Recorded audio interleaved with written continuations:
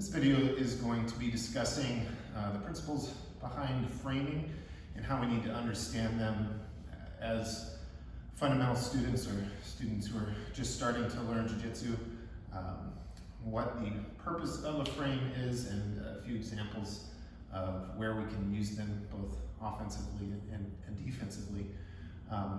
Framing in Jiu-Jitsu mostly refers to building a structure using our body to prevent our partner's motion into a space that we're occupying, or create space for ourselves to move ourselves into a more advantageous position, whether that's offensively or defensively.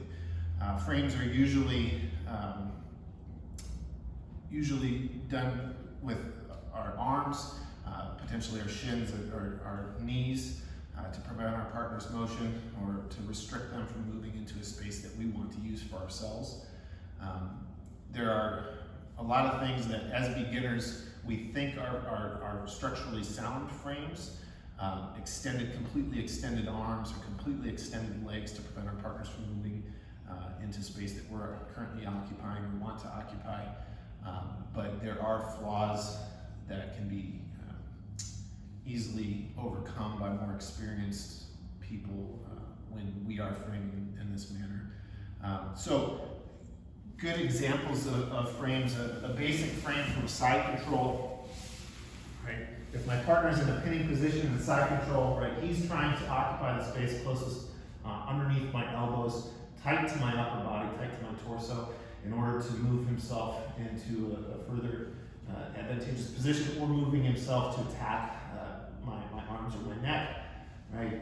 So a frame in this circumstance would be something that I could create to prevent my partner from moving forward and to develop space for me to move into, so that I can move or I can progress to a more advantageous position. So in our fundamentals program, the frame that we teach that's most important from side control is our inside elbow frame, right?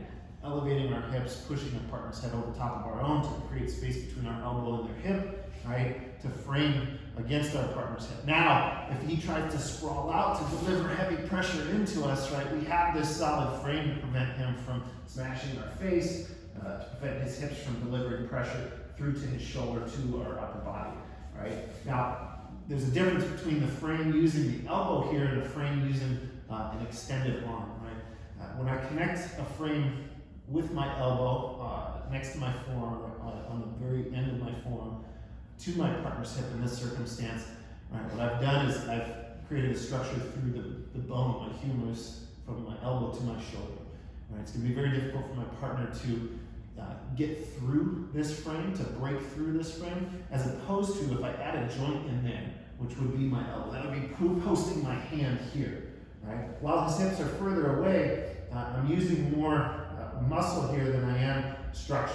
Right? I'm using the extension of my arm, right? My tricep being locked out here, and my wrist to prevent my partner from driving further into me. Just a simple angle change of his hip would allow him to drop through this frame, to collapse it through the joint of my elbow, as opposed to using the frame at the elbow to create the space necessary to bring our legs through here. So this is an example of using an extended frame, right, that is not a structurally sound, because there is an extra joint that can be broken, as opposed to cutting that joint out, using the frame of the elbow to the shoulder to prevent my partner from breaking through easily. They can obviously still maneuver around this, but it's not quite as easy.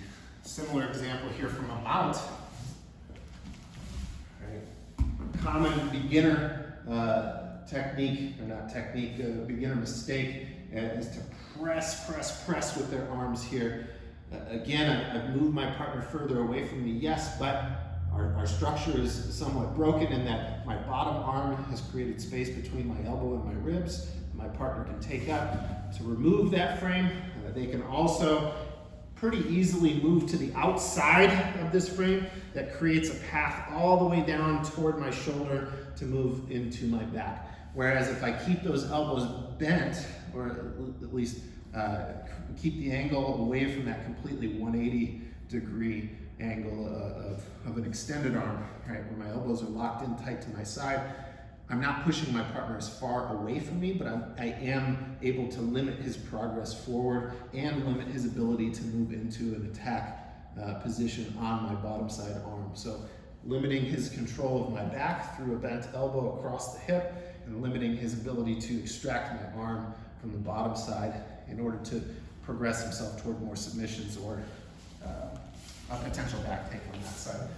These are examples of defensive frames, but we can also use this structure offensively to create space to maneuver our way forward into better pinning positions. So for an example, basic example, full guard, right? A frame from here, preventing my partner from moving me into a better position or from them to move up, elbows tight, hands on my partner's ribs, prevents my partner from sitting up, right? Prevents him from pulling me forward. Right? If we take this a step further, once I am able to break my partner's guard and move toward a pass, a frame in this circumstance, two frames that I'm using in order to keep my partner's knees apart to give me a path forward, right? Top side frame or hip side frame, using my elbow to prevent my partner's leg from moving out and in front of me. If I'm able to start moving toward a knee slide, keeping my elbow framed against my partner's hip, ideally I'm preventing this knee from moving out in front of me, as opposed to if I extend this arm, giving a window underneath or potentially over top to break that frame through, right? We can keep our frame connected to our body.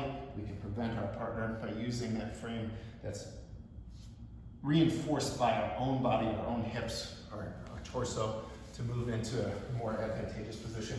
Or a similar passing situation here, framing using our arms in a bottom position where I can start to move toward our staff passing type situations. If I didn't necessarily get both my hands, or I didn't want both of my hands to move underneath where we were for a stacking pass, I can move myself through the guard, framing on the bottom side. I have a window to take through to move to control a pin with my leg. And then the last scenario, framing with our legs. This is often, we can use this progressively from a bottom position to get further and further into the guard, but the most basic variation of this that I can show is, right, once we have frames on our partner's upper body, if I created enough space to frame with my lower body, to frame with my shin against my partner's hip here, this can generate, right, a lot of space for me. It can also prevent my partner from progressing forward or even moving back if I have a strong connection to the opposite side of this frame with my bottom side leg, right? Kind of a reinforced frame here, preventing them from moving forward into me using the top side shin and my femur, right, connected through my knee, and then the bottom side leg, preventing them from sprawling back. These are just some basic ideas on framing. General takeaways would be not trying to frame with extended arms as a beginner, but instead maintaining elbow tension to our sides, framing with a bent elbow, not a bent elbow to the point where our wrist is next to our shoulder, but open just past 90 degrees at the elbow.